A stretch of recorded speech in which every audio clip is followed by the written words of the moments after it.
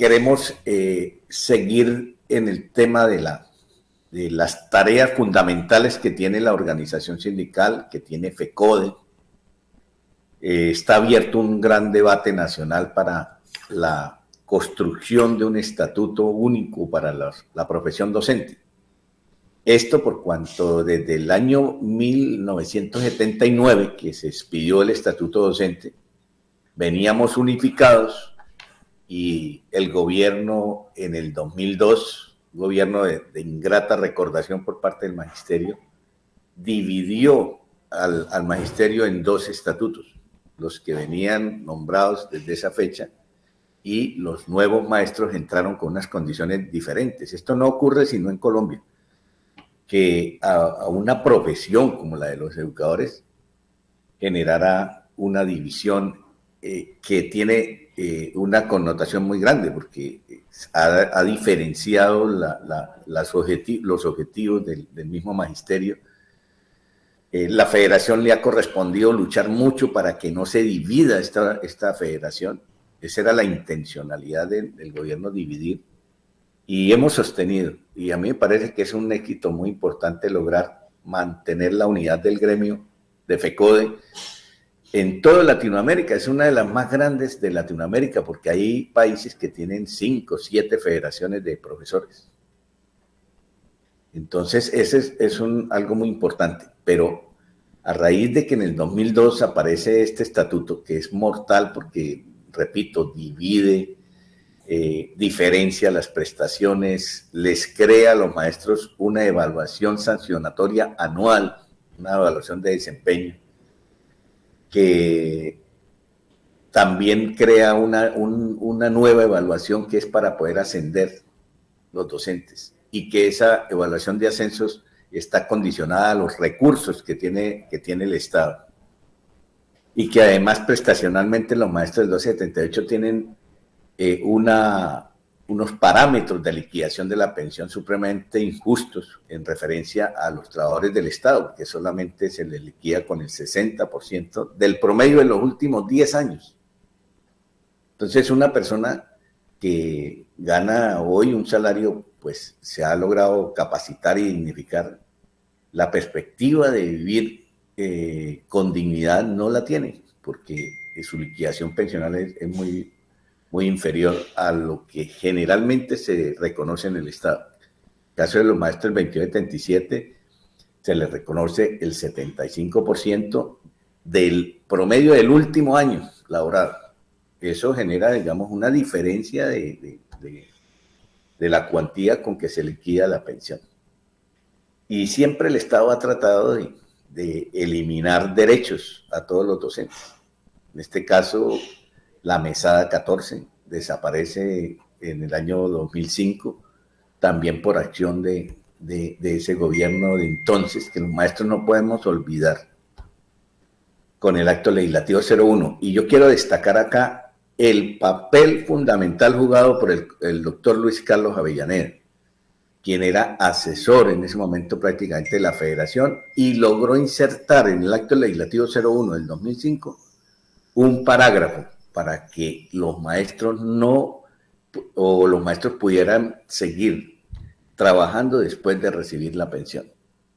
Es decir, que haya compatibilidad entre salario y pensión. Y eso es lo que ha dignificado de alguna manera el ingreso de los docentes, porque recibir una pensión que sube el IPC anualmente, es decir, no está en correspondencia real al costo de vida, porque el IPC lo maneja el Estado, pues pierde poder adquisitivo una pensión. Y allí podemos agradecerle al doctor Luis Carlos, que fue uno de los autores más importantes de un parágrafo que quedó consignado en ese acto legislativo y que permitió la compatibilidad entre el salario y pensión, porque venían por todo, venían para la liquidación de los maestros.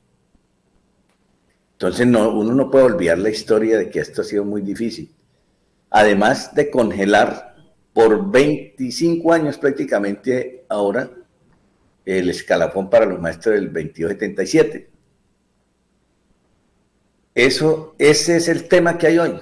¿Cómo lograr nosotros establecer un solo escalafón, un escalafón que nos lleve a recibir dignamente también una remuneración, que estimule el ejercicio de la capacitación, que estimule la producción intelectual del magisterio, que logre interpretar cabalmente las posibilidades de que el maestro vaya ascendiendo dentro de su escala para poder generar, digamos, un mejoramiento en la condición de vida. Entonces, eso es lo que estamos discutiendo hoy, cómo hacer un estatuto único. El gobierno nos ha venido dividiendo en condiciones. Por ejemplo, los indígenas tienen su propio estatuto. Ellos dicen que ellos se mantienen con ese estatuto, o sea que va a ser complicado crear un solo estatuto en Colombia. Y por otra parte, pues hay unos temas muy álgidos que se están tocando hoy, que se abrió el espacio para que opinemos y es bueno estudiar. Hay un documento que se les transmitió a ustedes, que es de 77 páginas. Allí está consagrado como los ejes por los cuales podríamos unificar unos criterios de un estatuto que no lo llamaríamos único porque, repito, hay ya unas condiciones que han marcado mucha dificultad, pero sí en la población mayoritaria se trabajará porque se identifiquen esas condiciones y que también sean susceptibles de afectar el estatuto de los indígenas y las poblaciones diversas. En este momento hay una discusión importantísima sobre la evaluación docente.